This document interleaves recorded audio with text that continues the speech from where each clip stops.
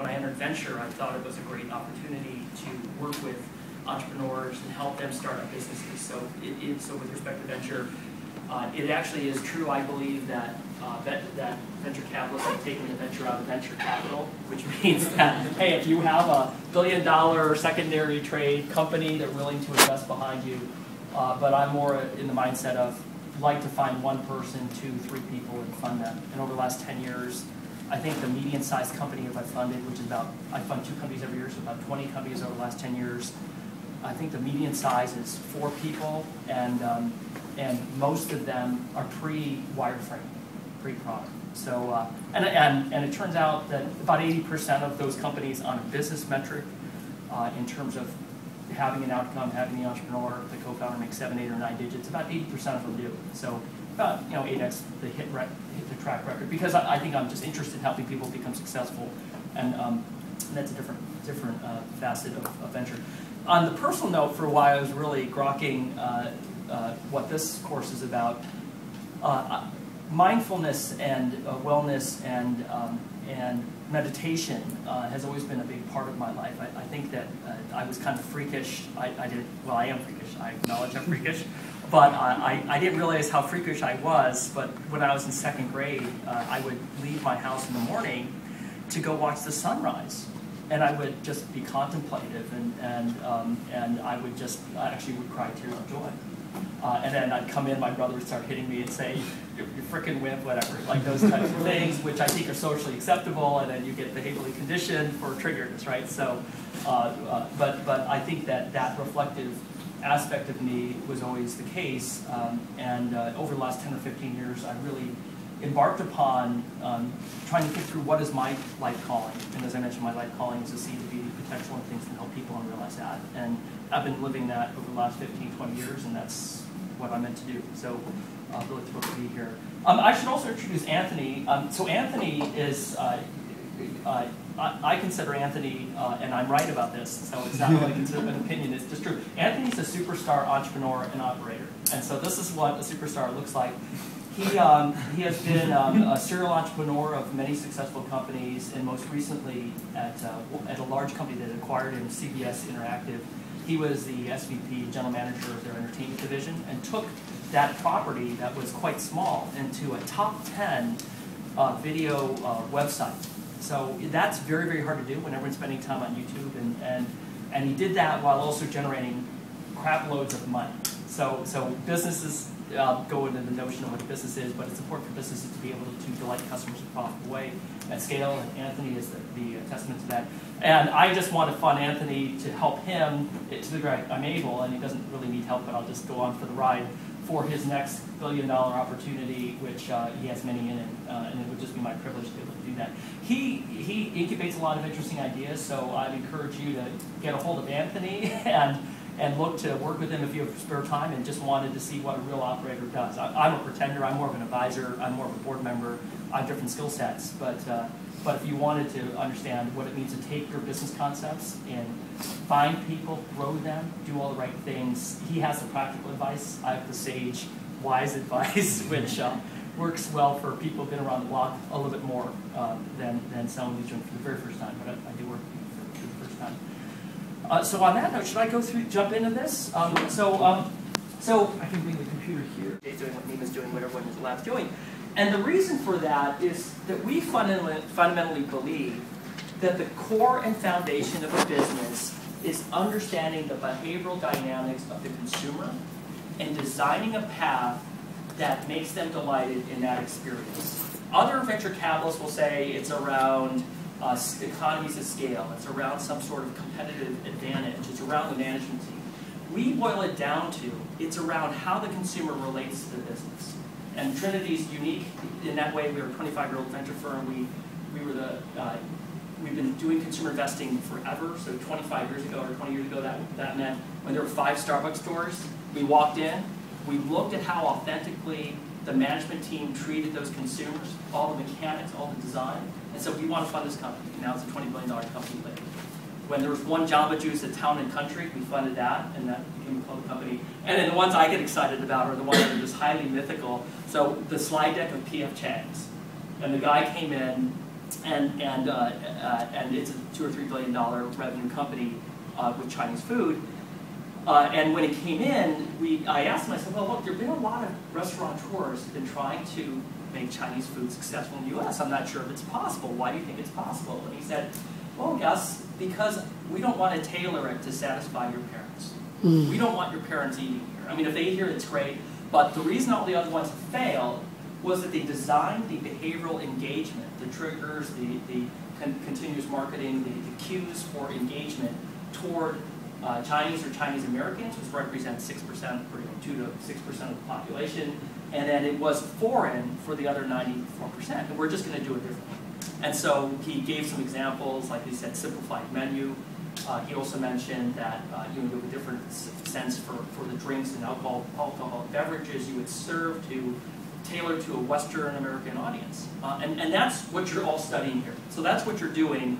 And I think it's great, and so this is what you should be doing. This is what entrepreneurs should all do if they want to 10x their likelihood of being successful. What I want to add, though, to this is just the other dimensions for a business above and beyond that foundation of behavioral design. And so I just wanted to put up a very basic slide that is simple, maybe profoundly simple, maybe just simple, but I think it's helpful. I find it helpful to always come back to the first slide. What a successful business does is really, it's in the business of producing delighted customers in a profitable way at scale. And I bolded 3 concepts: this notion of delight, this notion of profitable, and this notion of scale. The way I view the behavioral design of what you're doing, that is the foundation of a business, and that is the delight concept. And this is through behavioral design, where you can create this engagement with an audience, with your customers, and they have an emotional and somatic and oftentimes an intellectual relationship with what you're doing. A business doesn't stay in business if it can't do it in a way where it generates enough money to keep going. So you can have a fantastic consumer experience, which took place like in 98, 99, which is, I will sell you $1 for 95 cents. And you know what? You'll get great engagement. You'll actually get great customer branding. Like, I like you, Gus. Can I keep buying more of your dollars for 95 cents? Problem is you can't sustain that. And so on top of this delight is this notion of profitability, which has embedded in it both the cost and revenue. And I'll go into more detail how to think about cost and how to think about revenue in the concept of a business. And then finally, at scale, I think particularly if you're entrepreneurial in the Valley, you're thinking about how can you have ideally the next Facebook, if not the next Facebook, maybe the next Twitter, if not the next Twitter, the next LinkedIn, and if not the next LinkedIn, you can have thousands and thousands of successful businesses that are worth hundreds of millions of dollars, where that's just a testimony that you're creating delighted customers in a profitable way. And so the scale matters because if you think of a behavioral design and engagement path with a consumer, we're only treating 1 or 2 customers. That's not really a business. That could be a neat consulting type of arm. But businesses have to have this flow mentality of getting customers in, servicing them, retaining them, and some of them fall off. And so I'm going to also mention this notion of scale. And in looking at your work in the curriculum, you are actually spending a lot of time on scale by looking at retention and engagement, right? So retention, engagement relate to scale. So what I'm going to do next is explore these 3 dimensions of a business against a very simple path, a simple customer life cycle for how to think about a business. And a business, if they're going to create delighted customers, they first have to make customers aware of them, they have to acquire them, and they have to retain them. And for each of these buckets, I'm going to spend a little bit of time talking about what I've experienced, what other venture capitalists have experienced, is key problems and key questions in each of these buckets and how they might relate to where you should focus when you think about a business of delighting profit and scale. So to give an example, in the awareness side, you would have you have to have different mechanics to cue a consumer to pay attention. Because if a consumer it doesn't know your brand for the very first time, you want to intercept at Trinity we say you want to intercept their space. And so one way to intercept their space is by a mail order catalog that appears in the mail. Telemarketing is a way to invade their space.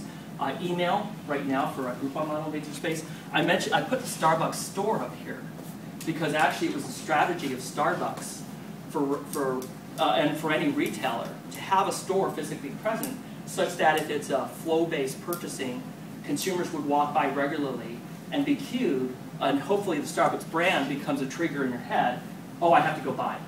So actually, there's all these different forms of awareness and cueing, and they could be very expensive in terms of a multi-million-dollar building or a costless email. And I'll just go into some of those details. On the acquisition side, I have a picture here of Groupon just with the offer, and this is where you actually get the monetization. And there's different issues that you might need to be focused on there. And retention, I think the element of retention I'll go into is helping talk through whether your business, how important retention is to your business. Again, these three metrics, and I'll get to that in a second.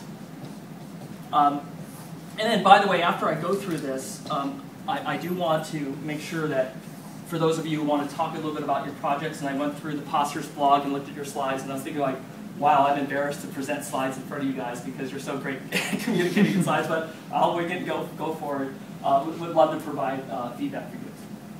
So let me move first to this first dimension, this dimension of awareness.